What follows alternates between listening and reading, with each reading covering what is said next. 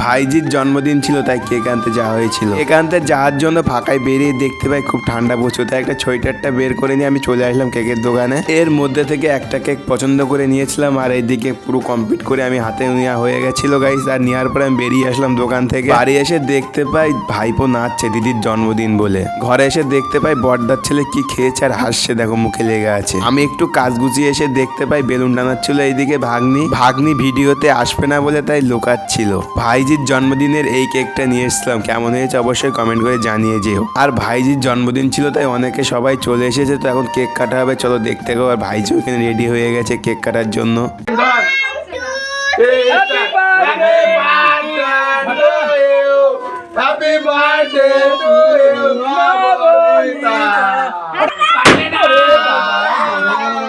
ভাইজির birthday celebration complete করা হয়ে গেছিল গাইস। বার্থডের পরে কেক মিষ্টি পায়েস খাওয়া হয়েছিল।